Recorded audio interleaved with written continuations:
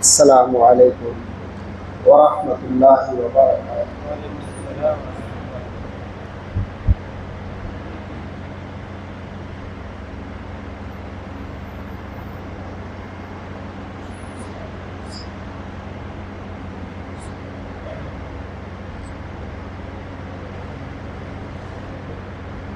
بسم اللہ الرحمن الرحیم۔ الحمد للہ نحمدہ ونستعینہ ونستغفرہ ونؤمن بہ ونتوکل علیہ ونعوذ باللہ من شرور انفسنا ومن سیئات اعمالنا من یهده اللہ فلا مضل له ومن یضلل فلا هادی له ونشهد ان لا الہ الا اللہ وحدہ لا شریک له ونشهد ان سیدنا وشفیعنا ومولانا محمد عبدہ ورسولہ اما بعد۔ اعوذ باللہ من الشیطان الرجیم، بسم اللہ الرحمن الرحیم۔ واذکروا اللہ کثیرا لعلکم تفلحون۔ وقال النبی صلی اللہ علیہ وسلم بعثت لأتمم مکارم الاخلاق او کما قال صلی اللہ علیہ وسلم۔ محترم بزرگوں، عزیز بھائیوں، بڑی شرمندگی محسوس ہو رہی ہے۔ آپ اہل علم، اہل کمال، اہل تصنیف، اہل فتاوی، فضل و کمال والے لوگ موجود ہیں۔ مجھے تو اپنی ایسی مثال یاد آتی ہے، آپ نے سنا ہوگا حضرت مفتی صاحب کے ہوتے ہوئے ان باتوں کو دہرانا ایسا ہی ہے جیسے چراغ کو، سورج کو چراغ دکھانا ہے۔ حضرت امیر المومنین عمر بن خطاب رضی اللہ تعالیٰ جب تشریف لے گئے بیت المقدس کی فتح یابی کے لیے، تو اس وقت میں مشہور ہے کہ احباب نے تجویز کیا کہ حضرت آپ کے لیے اچھی سواری کا انتظام کر دیا جائے، آپ کے لیے بجائے اونٹ کے گھوڑے کا انتظام کریں، اچھے کپڑے کا انتظام کریں، آپ کے کپڑوں میں پیوند لگا ہوا ہے۔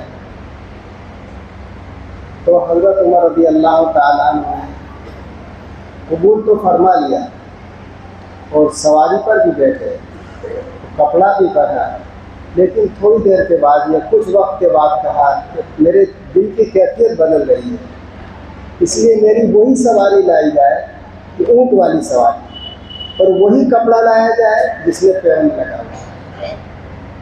پھر اس کے بعد جب تشریف لے گئے تو حال کیا تھا کہ غلام کی باری کی سواری کی اور یہ نکیل پکڑے ہوئے تھے سواری۔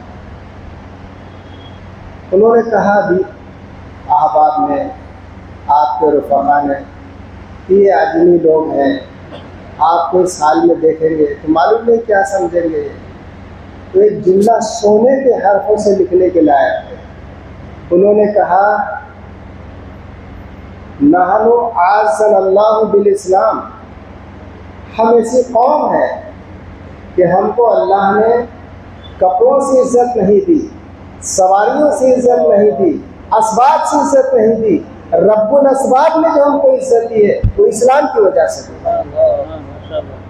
تو لہذا یہ واقعہ میں نے سنا دیا، لیکن میں اس پر یہ عرض کرنا چاہتا ہوں کہ جب غلام کی باری تھی سواری پر سوار ہونے کی، حضرت عمر کی باری تھی پیدل چلنے کی، تو کیا غلام سوچ سکتا تھا کہ میرا درجہ حضرت عمر سے بڑا ہوا ہے؟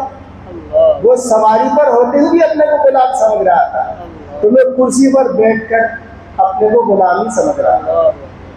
اس لیے یہ صاحب علم ہے، صاحب فتویٰ ہے، صاحب کمال ہے، اور جس حسن ظن کی بنیاد پر ہم کو بلایا گیا ہے، دعا کیجیے اللہ تعالیٰ ایسے ہی معاملہ آخرت میں بھی فرمائے۔ ظاہر ہے کہ یہ حاضری اس نوعیت کی پہلی بات ہوئی ہے۔ پہلے سے ذہن میں کچھ تشویشات تھیں، اس میں یہی تشویش تھی کہ لوگوں سے کیسے سابقہ پڑے گا، لوگوں سے کیا بات کریں گے، لوگ کس طرح ملیں گے۔ مفتی صاحب سے تو میرا تعلق تھا، یہ الہ آباد تشریف لائے مولانا قمر الزمان صاحب دامت برکاتہم کے پاس، تب سے آپ سے غائب درجے محبت و تعلق تھا مجھے، لیکن میں یہ سوچ رہا تھا کہ اب دیکھیے اور لوگوں سے کیا سابقہ پیش آتا ہے، لیکن بہت ہی زیادہ مسرت ہوئی، خوشی ہوئی۔ جو حضرات بھی ہم سے ملے، جو بھی ہم کو لے گئے، بڑے والہانہ انداز سے ملاقات کی اور بڑے حسن ظن کے ساتھ معاملہ فرمایا۔ ایک بات مولانا قمر زمان صاحب کی بہت مجھے پسند آتی ہے کہ حسن ظن کے لیے کوئی دلیل کی ضرورت نہیں ہے، بدگمانی کے لیے دلیل کی ضرورت ہے۔ ہر آدمی سے حسن ظن رکھیے، اس کے لیے کوئی دلیل قائم کرنے کی ضرورت نہیں ہے۔ حسن ظن کے لیے حکم ہے کہ حسن ظن رکھو۔ ان بعض الظن اسم، بدگمانیاں گناہ ہے، لیکن بدگمانی کے لیے دلیل کی ضرورت ہے۔ ہمارے بزرگوں نے تو یہاں تک کہ ایک آدمی شراب کی بوتل لیے جا رہا ہے تو اب تحقیق میں زیادہ مت پڑو، یہ سمجھو کہ ہو سکتا ہے سرکے کی بوتل ہے۔ کتنا ہمارے بزرگوں نے، حضرت قاری صدیق صاحب بانوی رحمۃ اللہ علیہ میرے استاد ہیں، میں نے باندہ میں بھی الحمدللہ تعلیم حاصل کی۔ حضرت قاری صدیق صاحب رحمۃ اللہ علیہ کے پاس سے ایک واقعہ سنایا قاری صاحب نے۔ ایک صاحب بیعت ہونے کے لیے گئے کسی بزرگ کے پاس، تو ان بزرگ نے کہا کہ ہم سے بیعت مت ہو، اس لیے کہ تمہارے جو حصہ ہے فیض کا وہ مجھ سے وابستہ نہیں ہے۔ اگر مجھ کو بزرگ سمجھتے ہو تو تم اپنے ہی محلے میں دیکھو ایک بزرگ ہے، ان سے جا کر تعلق قائم کرو۔ تو شخص کہنے لگا حضرت میں اس محلے میں رہتا ہوں، کوئی ایسا بزرگ نہیں ہے، میں تو آپ ہی سے تعلق قائم کروں گا۔ تو اس نے اصرار کیا، کہا ایسا ہے کہ بیعت میں جلدی نہیں کرنا چاہیے، بیعت سے پہلے تحقیق اور بیعت کے بعد تقلید۔ یہ بھی مولانا قمر زمان صاحب سے سنا ہے، جس سے بیعت ہونا ہے پہلے تحقیق کر لو کہ اس کا عمل سنت کے مطابق ہے یا نہیں، یہ قرآن و سنت کی تعلیم کریں گے نہیں کریں گے، یہ ہم کو اللہ کا راستہ بتائیں گے نہیں بتائیں گے۔ شیخ کا کام کیا ہوتا ہے؟ ایک مظلوم تھے، وہ پڑھ رہے تھے، اب نہ ڈھونڈیں گے پتہ مل گیا، مظلوم تھے، بڑے جذب کے ساتھ پڑھ رہے تھے، اب نہ ڈھونڈیں گے پتہ مل گیا، نبی مل گیا، خدا مل گیا۔ تو شیخ کا تعلق نبی تک پہنچانا ہے اور نبی اللہ تک پہنچائے۔ تو بہرحال ان بزرگ سے کہا کہ حضرت میں آپ ہی سے بیعت کروں گا، کہیں تمہارے پڑوس میں ہے، تم تلاش کرو، ان کے حالات کا جائزہ لو، پھر بیعت ہوگا، لیکن مجھ سے تمہارا حصہ نہیں ہے۔ بہت پیچھے پڑ گئے ہو تو اچھا بھائی میں جا کے تحقیق کرتا ہوں۔ تو گئے اس بستی میں، معلوم کیا، ان کے سمجھ میں نہیں آیا۔ پھر جا کر کہا حضرت میں تو رہتا ہی ہوں، میں نے معلوم بھی کیا، لیکن کوئی ایسا آدمی نہیں تھا وہاں جس سے میں بیعت ہو سکوں اور اس سے تعلق قائم کروں۔ تو حضرت نے فرمایا کہ تم نے ٹھیک سے تحقیق نہیں کی، پھر جا کے تحقیق کرو۔ اب وہ گیا، لوگوں سے پوچھا کہ بھئی ہم کو بیعت ہونا ہے اور ایک بزرگ نے ہم کو پہنچایا ہے اور یہاں کوئی بزرگ رہتے ہیں۔ تو لوگوں نے کہا یہاں تو ایسے کوئی بزرگ نہیں ہے، ہاں ایک دیندار شخص ہے اور وہی کچھ ہو سکتے ہیں، لیکن وہ رہتے ہیں پیشاور عورتوں کے محلے۔ تو ارے ان سے کیا مجھے فائدہ پہنچے گا، ایسے محلے میں ایسا بزرگ آدمی کیسے رہے گا؟ تو وہ گئے اور جا کر ان سے کہا بزرگ سے کہ حضرت میں نے تحقیق کر لیا ہے، کوئی بزرگ نہیں ہے، اور ایک شخص کے بارے میں بتایا تو وہ پیشاور عورتوں کا محلہ اس میں رہتے ہیں۔ تو حضرت نے کہا کہ تم وہاں گئے تھے، ان سے ملاقات کیا تھا؟ لیکن ملاقات تو نہیں کی حضرت نے، اور نہ میں ان کے پاس گیا ہوں، لیکن میں نے سنا ہے اس لیے میں آپ سے بتلانے کے لیے حاضر ہو گیا۔ تو حضرت نے فرمایا کہ جا کر مل لو، حالات کا جائزہ لے لو، اور پھر ہم سے بیعت ہوگا، پھر بیعت ہوگا، پہلے تحقیق کرو۔ پھر وہ صاحب گئے، پتہ کیا کہ باقی پیشاور عورتوں کا محلہ ہے اور اس میں وہ ساتھ رہتے ہیں. گئے وہ، جانے کے بعد انہوں نے عجیب منظر دیکھا کہ ایک شراب کی بوتل رکھی ہوئی ہے، ایک نوجوان لڑکی بیٹھی ہوئی ہے بے پردہ، اور وہ تسبیح لے کر پڑھ رہے ہیں. تو اس نے سوچا کہ یہ کیسے بزرگ ہیں کہ شراب بھی رکھے ہوئے ہیں، ایک خوبصورت لڑکی بیٹھی ہوئی 16-17 سال کی، اور اس کے ساتھ ساتھ یہ تسبیح پڑھ رہے ہیں. عجیب بات ہے. تو وہ پوری بدگمانی کے ساتھ واپس ہوا اور کہا کہ حضرت، پورا دل کا یقین ہو گیا کہ یہ اللہ والے نہیں ہو سکتے. جا کر کہا کہ حضرت میں تحقیق کر کے آ گیا ہوں، اس طرح کے حالات ہیں، وہ کیسے اللہ والے ہوں گے؟ لڑکی بیٹھی ہوئی ہے، شراب کی بوتل رکھی ہوئی ہے، تسبیح پڑھ رہے ہیں، تو میں ان سے بیعت نہیں ہوں گا. کہا بھائی بیعت تو تم بات میں ہونا، لیکن تم نے تحقیق کیوں نہیں کر لیا کہ یہ کیا ہے بوتل میں اور یہ لڑکی کیسی بیٹھی ہوئی ہے؟ کہا یہ تو حضرت میں نے نہیں کیا. کہا یہ تحقیق کرو. گئے وہ، جانے کے بعد کہا کہ حضرت فلاں صاحب نے مجھ کو آپ کے پاس پہنچایا اور بیعت کے لیے پہنچایا، لیکن مجھے آپ سے شرح صدر نہیں ہے. کچھ باتوں کو میں سوال کروں گا، آپ جواب دیں گے تو میں آپ سے بیعت ہوں گا. پہلی بات تو یہ بتائیے کہ آپ پیشاور عورتوں کے محلے میں کیوں رہتے ہیں؟ کیا آپ کو کوئی محلے میں جگہ نہیں ملی؟ تو کہا بھائی دیکھیے یہ میرا ذاتی مکان ہے، یہاں سب درویش اللہ والے رہا کرتے تھے. کوئی حکومت کی پلاننگ آئی کہ اس نے توڑنا شروع کر دیا. توڑتے توڑتے جب میرا مکان آیا تو پلاننگ فیل ہو گئی اور یہ ویران ہو گیا علاقہ. میں اکیلا یہاں پر رہا. پھر یہاں پر پیشاور عورتوں نے قیام شروع کر دیا. کہا اچھا حضرت دوسری بات یہ بتائیے کہ یہ آپ کے بوتل میں کیا ہے؟ کہا دیکھو میں کہیں باہر جاتا نہیں ہوں، اس میں سرکہ ہے، میں روٹی اور سرکے سے استعمال کر لیتا ہوں کھانا، سرکہ اور روٹی کھاتا ہوں. کہا یہ جو خاتون بیٹھی ہے کیا ہے؟ کہا یہ میری جوان لڑکی ہے، میں اس کے تحفظ کے لیے یہیں پر رہتا ہوں، میرے پاس اتنا پیسہ نہیں ہے کہ میں دوسری جگہ جاؤں. تو بہرحال پھر وہ بیعت ہو گئے اس سے. تو میں نے اس پر بتایا کہ کسی کے ظاہری حال کو دیکھ کر بدگمانی نہیں کرنا چاہیے. ظاہری حال کیسا ہو اللہ ہی جانے، لیکن قلب کا معاملہ اللہ ہی جانتا ہے. بہرحال اس وقت میں بہت ہی زیادہ مسرت اور خوشی کی بات یہ ہے کہ جو ہم سوچ کر آئے تھے اس سے زیادہ ہی اچھا پایا. ماشاء اللہ مدرسے کا بھی کام ہو رہا ہے، مکتب کا کام بھی ہو رہا ہے. بعض مدرسے کی خصوصیت کو سن کر خود بھی عبرت ہوئی کہ چھوٹے چھوٹے بچے ہیں، 9 مہینے سے تکبیر اولیٰ ان کی فوت نہیں ہوئی. ایسے بھی طالب علم بتلائے گئے، طالبات بتائی گئی کہ جن کی کئی سال میں ایک بھی غیر حاضری نہیں ہوئی. یہ سب عبرت اور نصیحت کی چیزیں ہیں.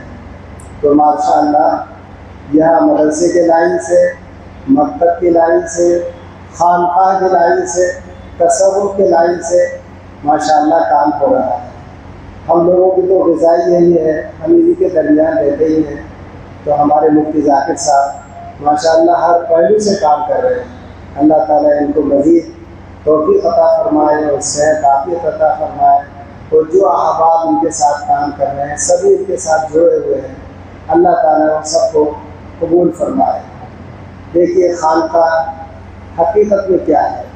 خانقاہ کے اندر 2 چیزیں ہیں، ایک ہے کثرت ذکر اور دوسرا حسن اخلاق. ان 2 چیزوں کے مجموعے کا نام خانقاہ ہے.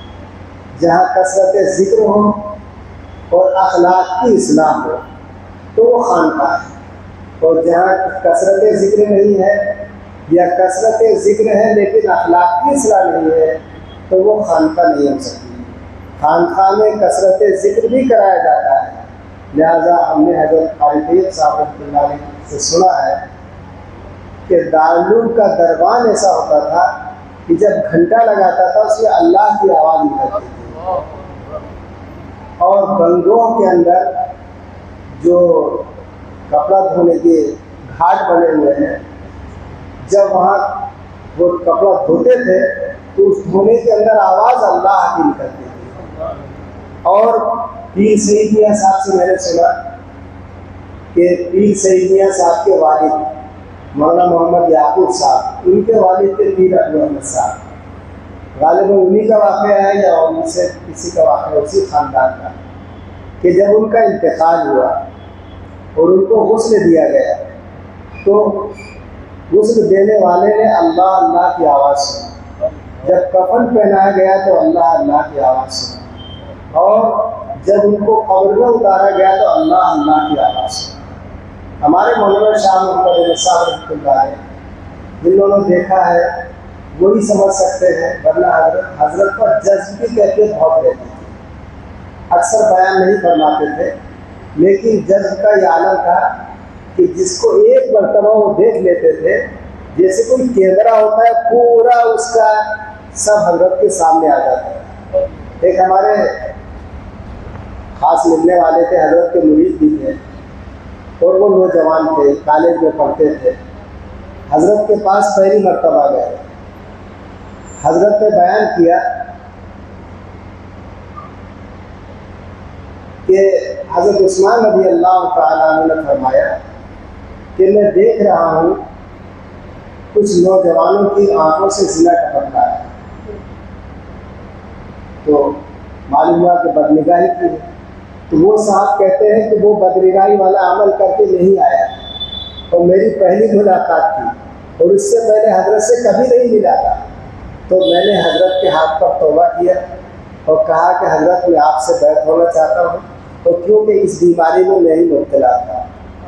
تو اللہ تعالیٰ نے حضرت کو بڑی کشف و کرامات عطا فرمائی تھی، اور ایک نگاہ میں آدمی کو سمجھ لینا یہ بہت بڑی بات ہے۔ وہ اپنے شیخ کی بھی بڑی مدح فرماتے تھے، تعریف فرماتے تھے۔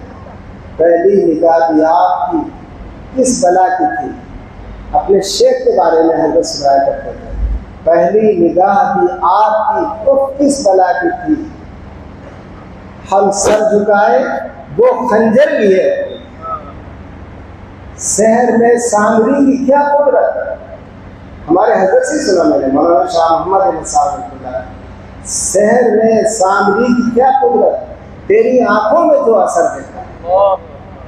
تو باقی مولانا شاہ محمد احمد صاحب رحمۃ اللہ علیہ کی نگاہوں میں بہت اثر تھا، اور بہت سادہ قرآن پڑھتے تھے، لیکن جب قرآن پڑھتے تھے تو دل خود بخود کھنچتا تھا۔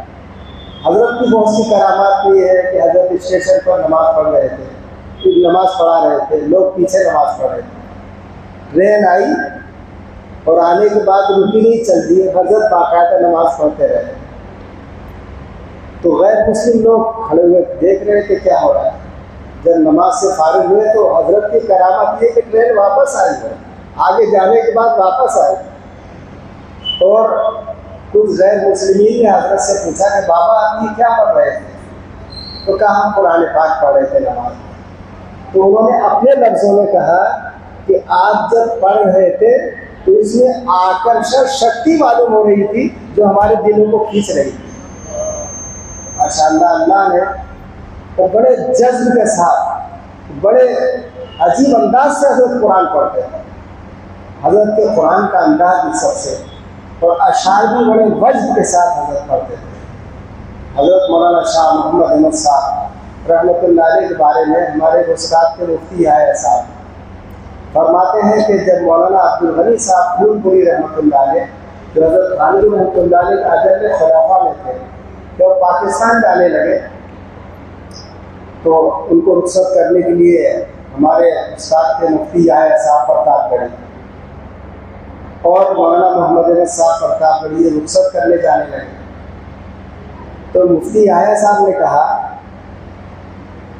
کہ حضرت آپ تو ہم کو چھوڑ کے چلے جا رہے ہیں، دعا کیجیے یہ مولانا محمد احمد صاحب رحمۃ اللہ علیہ یہ بسا غنیمت ہے ہمارے لیے، بہت غنیمت ہے، اور یہ سراپا محبت ہے، یہ بھی کہا کہ یہ سراپا محبت ہے اور یہ ہمارے لیے غنیمت ہے۔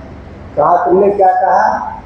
سراپا کو نکال دو، کہا صرف محبت ہے، اور پھر فرمایا کہ تم نے کہا غنیمت ہے، میں ان کے انوارات کو زمین سے لے کے آسمان تک محسوس کر رہا ہوں۔ تو مولانا محمد احمد صاحب طاقڑی رحمۃ اللہ علیہ بہت ہی صاحب کشف و کرامات اور بہت ہی جذب اور بڑی خوبیاں اللہ تعالیٰ نے آپ کو عطا فرمائی، لیکن اپنے آپ کو ایسا مٹائے ہوئے تھے کہ دوسرا آدمی سمجھ نہیں سکتا تھا کہ اتنے بڑے آدمی ہیں۔ جس نے مٹایا اپنا نام و نشان، مولانا محمد احمد صاحب رحمۃ اللہ علیہ کے شعر، جس نے مٹایا اپنا نام و نشان ہفتے اقلیم کا بنا سلطان، جس نے مٹایا اپنا نام و نشان ہفتے اقلیم کا بنا سلطان۔ حاجی امداد اللہ مکی رحمۃ اللہ علیہ نے بھی اس کو اپنے الفاظ میں کہا، میں تو نام و نشان مٹا بیٹھا، چہرہ میرا اڑا دیا کسی۔ یہ ہمارے اکابر تھے جنہوں نے اپنے آپ کو مٹا دیا تھا، اللہ کی مرضی میں اپنے آپ کو فنا کر دیا تھا۔ جو شان اپنی گھٹا رہے ہیں وہ شان اپنی بڑھا رہے ہیں، جو شان اپنی بڑھا رہے ہیں وہ شان اپنی گھٹا رہے ہیں۔ مولانا شاہ محمد احمد صاحب رحمۃ اللہ علیہ کی خدمت میں مجھے ایک بہت بڑا فائدہ یہ ہوا کہ سارے اکابر سے میرا تعلق ہو گیا۔ سبھی اکابر حضرت کے پاس تشریف لاتے تھے، مولانا علی ندوی رحمۃ اللہ علیہ، مولانا حبیب الرحمان اعظمی شیخ الحدیث، مولانا خالد صدیق صاحب رحمۃ اللہ علیہ، حضرت مولانا ابراہیم صاحب رحمۃ اللہ علیہ، اور ان سے دو کام متعلق ہیں۔ کیونکہ بیان تو آپ سنتے ہی رہتے ہوں گے، میرے خیال میں یہی داعیہ جذبہ ہوگا کہ میں مولانا محمد احمد صاحب رحمۃ اللہ علیہ کچھ حالات سناؤں۔ تو مولانا محمد احمد صاحب رحمۃ اللہ علیہ کی خدمت میں میرے دو کام تھے۔ ایک تو میں حضرت کو نماز پڑھایا کرتا تھا، کیونکہ حضرت معذور تھے اور رہتے تھے ڈاکٹر ابرار کے مکان میں، تو وہی نماز ہوتی تھی۔ اور دوسرا کام یہ تھا کہ مہمان وغیرہ جو ہیں ان کا جائزہ لو، کس کو کوئی تکلیف تو نہیں ہے، کس کو کوئی ضرورت ہو تو جیسے کسی کے پاس تکیہ نہیں ہے، چادر نہیں ہے، تو ہمارے ذریعے سے پہنچایا جاتا تھا۔ اور عوام بھی آتی تھی، ہر وقت حضرت کے پاس 25 30 40 50 آدمی آتے جاتے رہتے تھے۔ حضرت کبھی اکیلے نہیں رہتے تھے، جب ہم سوتے تھے تو حضرت اپنے پاس سلاتے تھے، اور 2 آدمی یہاں سو رہے ہیں، 2 آدمی وہاں سو رہے ہیں، 2 آدمی وہاں سو رہے ہیں، 8-10 آدمی کمرے میں سوتے تھے، اور باہر تو الگ سونے والے ہوتے۔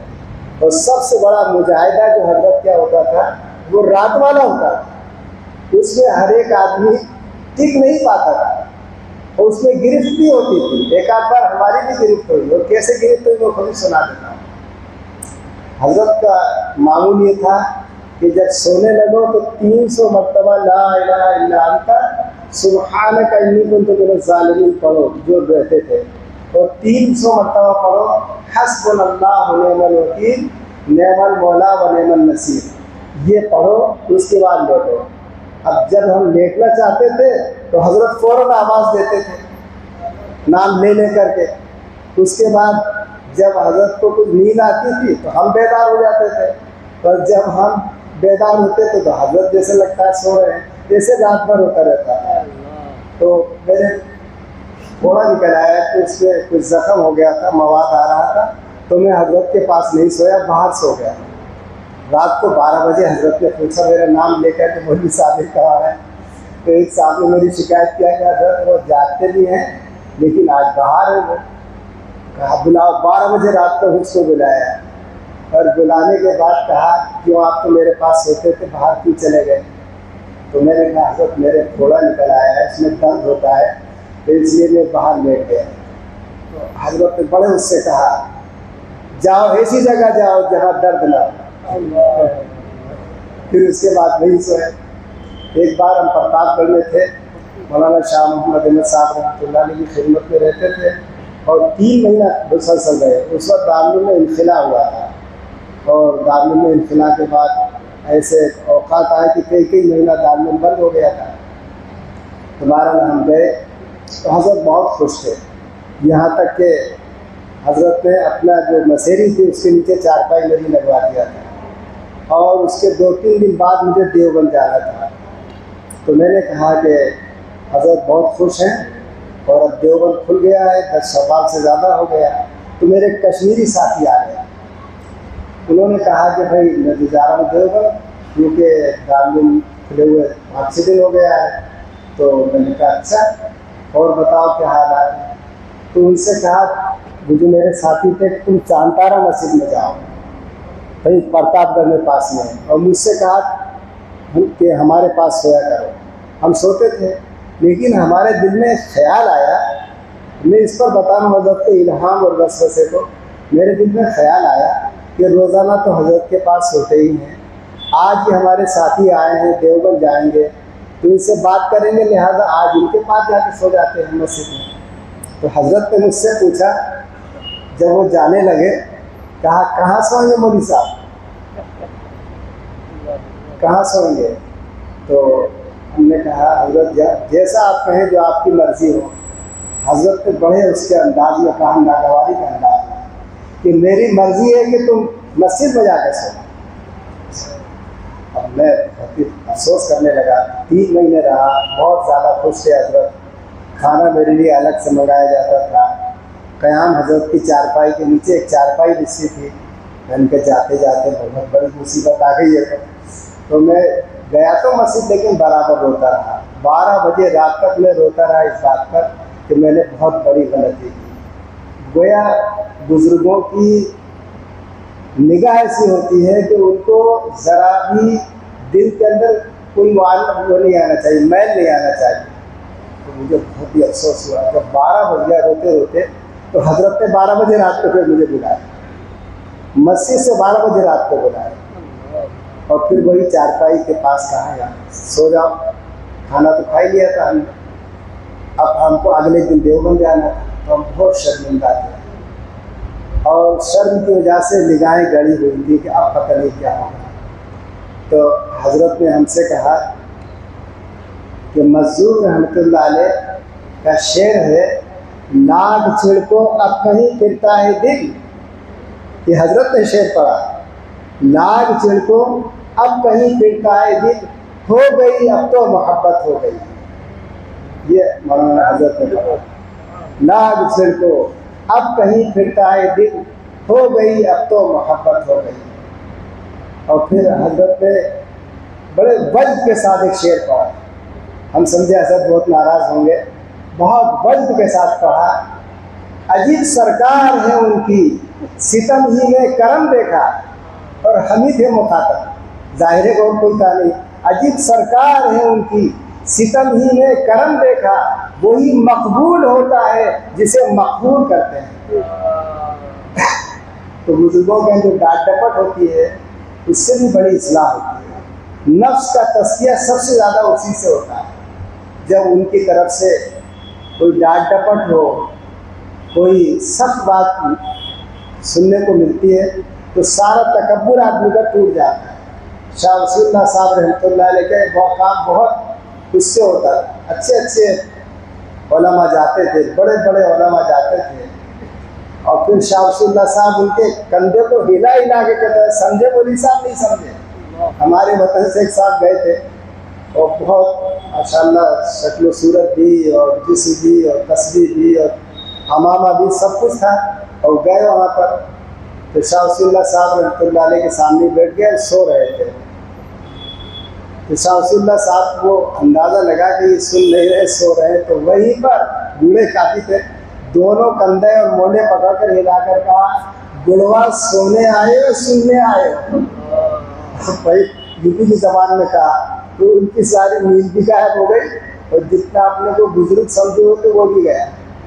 شاہ وصی اللہ صاحب پڑھا کرتے تھے، یہاں پگڑی اچھلتی ہے اسے میخانہ کہتے ہیں. تو جب تک کہ ڈانٹ ڈپٹ نہیں ہوتی، اور جب تک کہ بزرگوں کے پاس آدمی نہیں رہتا ہے، اسی کی لوگوں نے تقلید کی ہے، اسی کی لوگوں نے اقتدا کی ہے جو کسی اللہ والے کے پاس رہا. اور مجھے تو بار بار یہ خیال بھی آتا ہے کہ ہم تو کچھ بھی نہیں ہے، صرف بزرگوں کی دعاؤں کا اثر ہے، ان کی توجہ کا اثر ہے. اور بزرگوں کا فیض وفات کے بعد بھی پہنچتا ہے. زندگی میں تو پہنچتا ہی ہے، وفات کے بعد بھی ان سے اگر صحیح نسبت ہے تو فائدہ پہنچتا ہے. تو بہرحال خانقاہ نام ہے کثرت ذکر اور حسن اخلاق کا، اور دونوں چیزیں کتاب اللہ سنت رسول اللہ سے ثابت ہیں، کوئی خانقاہ الگ چیز نہیں ہے۔ وَاذْكُرُوا اللَّهَ كَثِيرًا لَعَلَّكُمْ تُفْلِحُونَ، کثرت سے اللہ کو یاد کرو تاکہ تم کامیاب ہو جاؤ، تو خانقاہ میں کثرت ذکر کی تعلیم دی جاتی ہے۔ وَاذْكُرُوا اللَّهَ كَثِيرًا لَعَلَّكُمْ تُفْلِحُونَ، اللہ کو کثرت سے یاد کرو، اور حسن اخلاق کی تعلیم بھی موجود ہے۔ وَإِنَّكَ لَعَلَىٰ خُلُقٍ عَظِيمٍ، آپ اخلاق کی بلندیوں پر ہیں، وہ اس کو اتمما لمکارم الاخلاق، مجھ کو بھیجا گیا ہے تاکہ میں اخلاق کی تکمیل کروں۔ اخلاق میں بنیادی خلق تواضع ہے، اور اخلاق میں سب سے بڑا جو بد اخلاقی ہے وہ تکبر ہے۔ اور میرے استاد تھے مفتی نظام الدین صاحب دارالعلوم دیوبند کے، میرے افقہ کے استاد بھی رہے وہ، اور شاہ ولی اللہ صاحب کے شاگرد بھی تھے، غالباً خلیفہ بھی تھے، اعظم گڑھ کے تھے وہ۔ تو کہا کرتے تھے کہ جتنا بڑا مولوی، اب بھائی بات نقل کر رہے ہیں بڑے عالم کی، جتنا بڑا مولوی ہوتا ہے اتنا ہی بڑا متکبر ہوتا ہے، وہ کہتے تھے۔ تو پھر فرماتے تھے کہ وہ تکبر کہاں ٹوٹتا ہے؟ بزرگوں کے پاس جا کے ٹوٹتا ہے۔ جب بزرگوں کے پاس جاتا ہے اور وہ اس کے اوپر نگاہ ڈالتے ہیں اور جو سخت باتیں کہتے ہیں، اس سے اس کا تکبر ٹوٹ جاتا ہے۔ ابھی میں آ رہا تھا تو مولانا فضلالزمان صاحب کا بیان ہوتا ہے صبح، اس دن بھی وہ بیان میں شریک ہوا، فرمایا مولانا فضل الرحمان صاحب گئے مراد آبادی کی خدمت میں، ایک عالم گئے، جانے کے بعد پوچھا آپ کون صاحب ہیں؟ کہا مولانا فلاں۔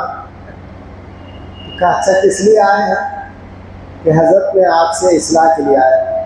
تو بہت جلال کے ساتھ فرمایا مولانا فضل الرحمان صاحب بنی مراد آبادی نے، شرم نہیں آتی مولانا سمجھتے ہو اپنے کو تم مولانا سمجھتے تم کو شرم نہیں آتی؟ تو اس پر انہوں نے کہا حضرت میں اسی کو مٹانے کے لیے آیا۔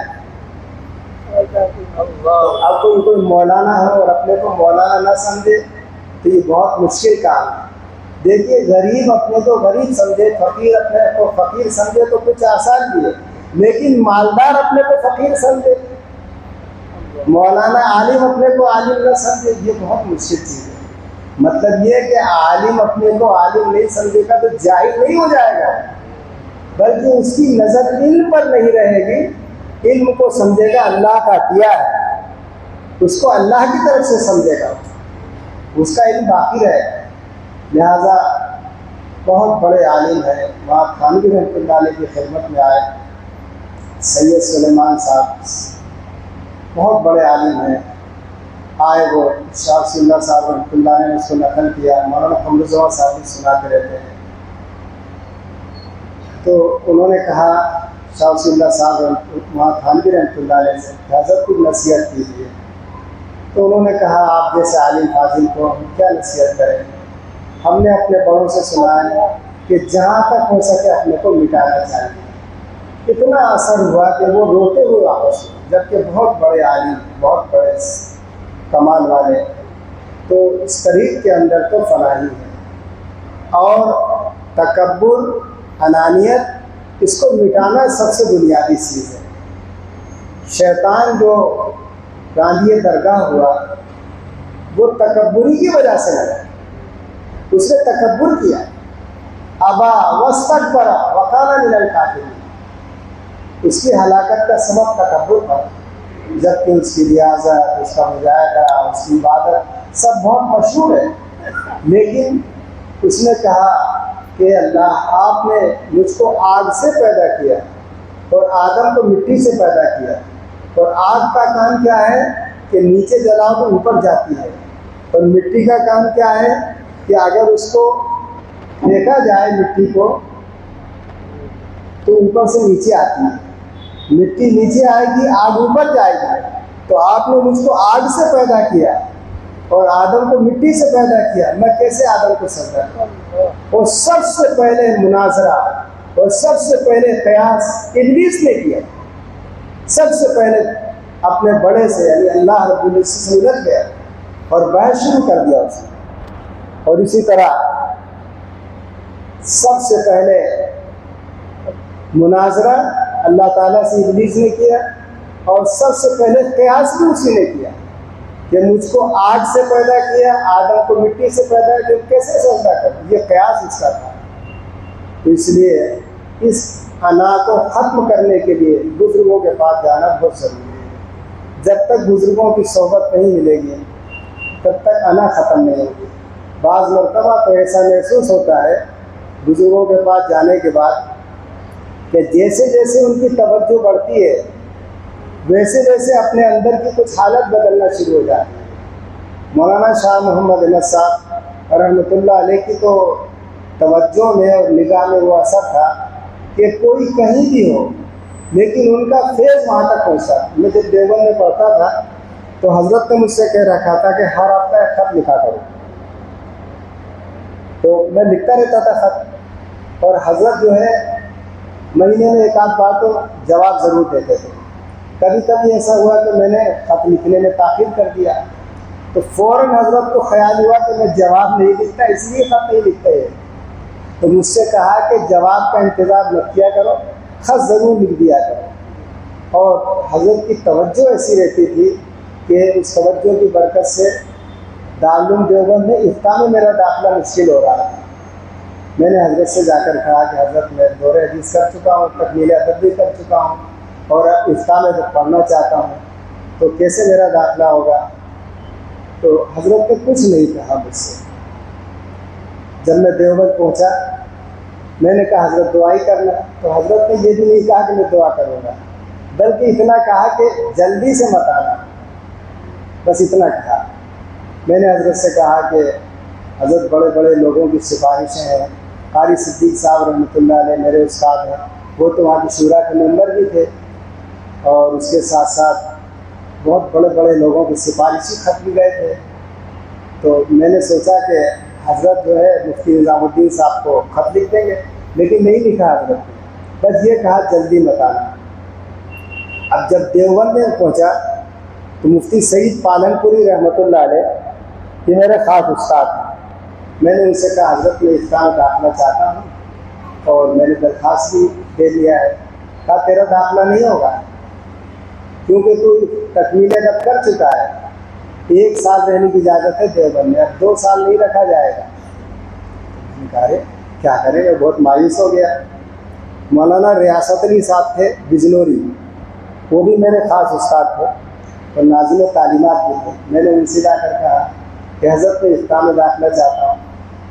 کہا بھائی دیکھو 1 سال کے بعد رہنے نہیں دیتے اور تم 1 سال پڑھ چکے ہو، لیکن اب تم کوشش کر رہے ہو تو میں تمہاری سفارش کروں گا، اور جب شورا کی میٹنگ بیٹھے گی تو افتاء میں 3 چیزیں دیکھی جاتی ہیں وہاں۔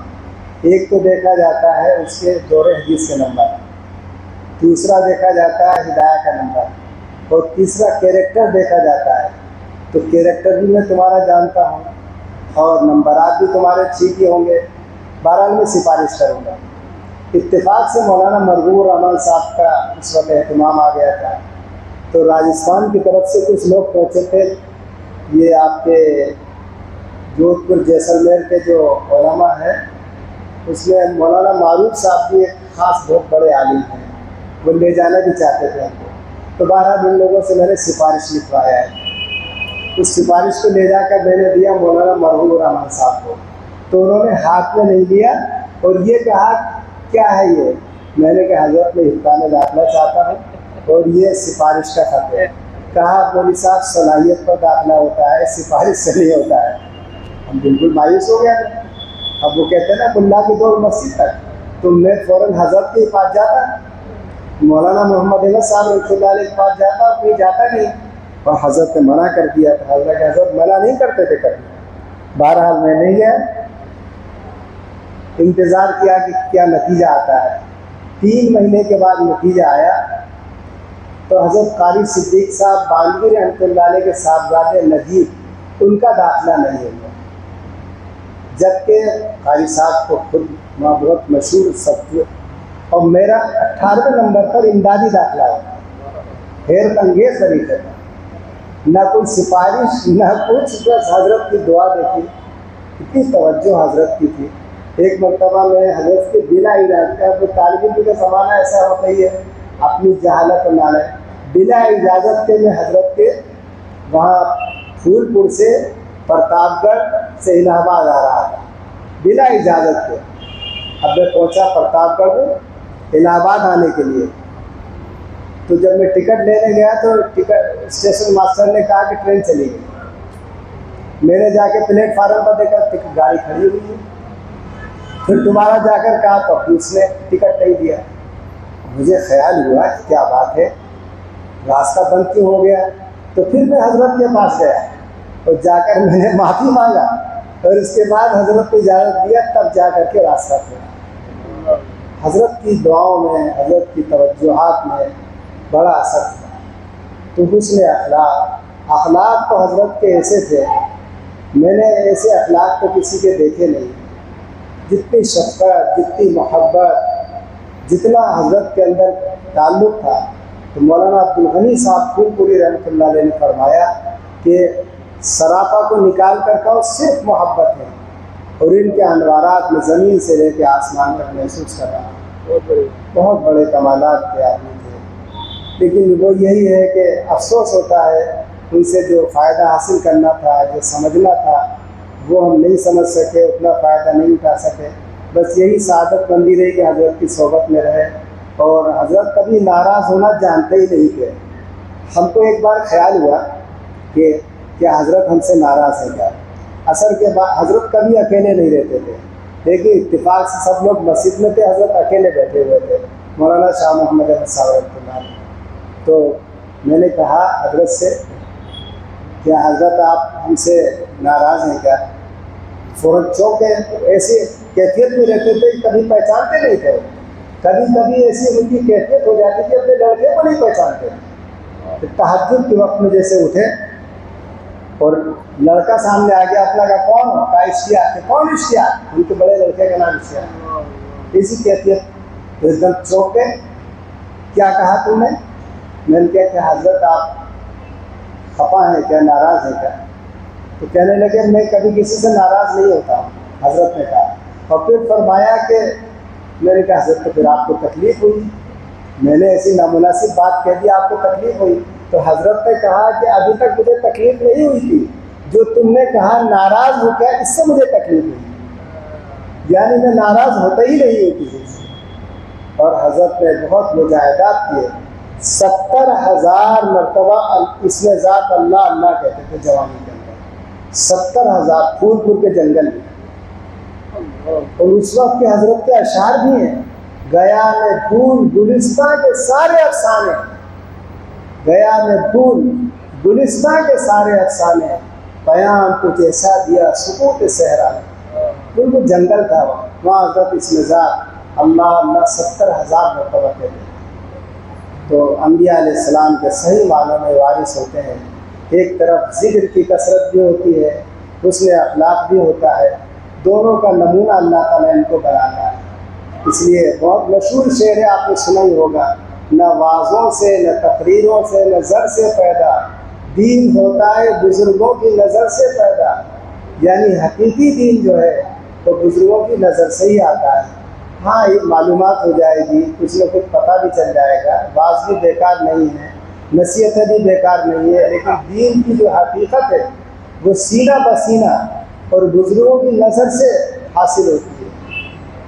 اس لیے بزرگوں کی صحبت کو غنیمت سمجھنا چاہیے، اور یہ سلسلہ ختم نہیں ہوگا، یہ قیامت تک سلسلہ چلے گا، یہ صحبت کا سلسلہ یہ قیامت تک چلے گا۔ انبیاء کے وارثین ہوتے رہیں گے اور ان سے لوگ فیضیاب بھی ہوتے رہیں گے۔ ہاں یہ سلسلہ کم ضرور ہو جائے گا، جیسا کہ اس زمانے میں کم سے کم ہوتا چلا جا رہا ہے، لیکن بہت خوشی ہوئی کہ آپ کے جے پور میں ماشاء اللہ ہمارے مفتی ذاکر صاحب کو اللہ صحت کے ساتھ رکھے، جزائے خیر دے اور مزید کام دے، اور آپ لوگ بھی ان کے ساتھ لگے لپٹے ہیں۔ میں بھی ایک نالائق اپنا خادمی سمجھیے ان کا، تو یہ کام یہاں ہو رہا ہے، اور میں اجنبی محسوس کر کے آیا تھا، لیکن بہت ہی انس کے ساتھ، بہت ہی محبت کے ساتھ، بہت ہی والہانہ تعلق کے ساتھ یہاں سے جا رہا ہوں، اور کل ہی میری واپسی بھی ہے۔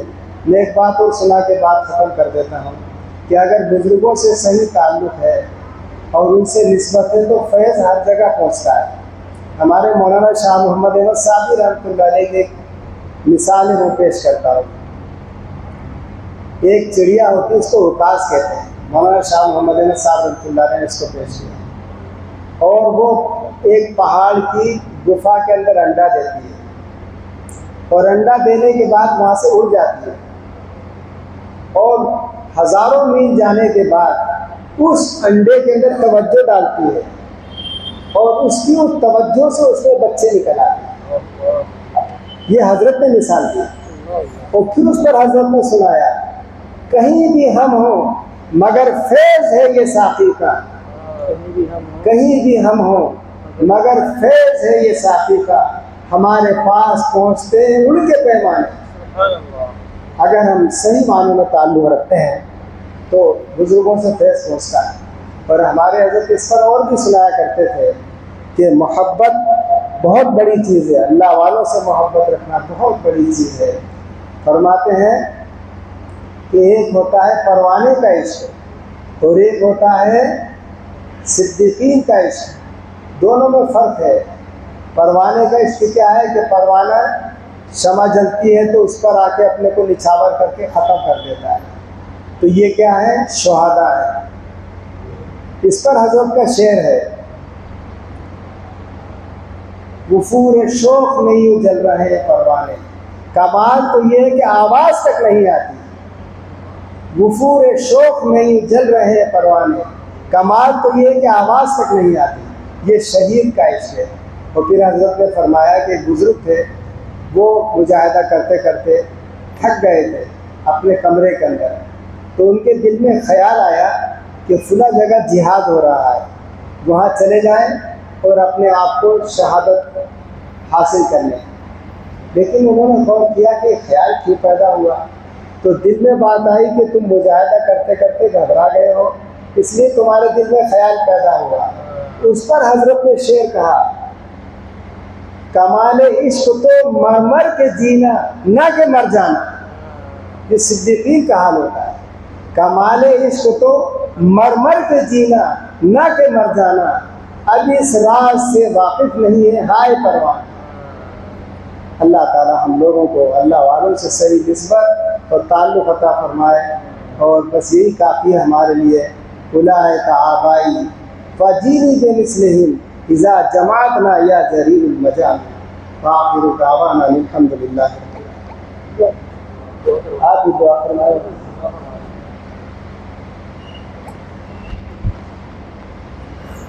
اللہم صلی علی سیدنا و نبینا و مولانا شفیعنا، اللہم صلی علی سیدنا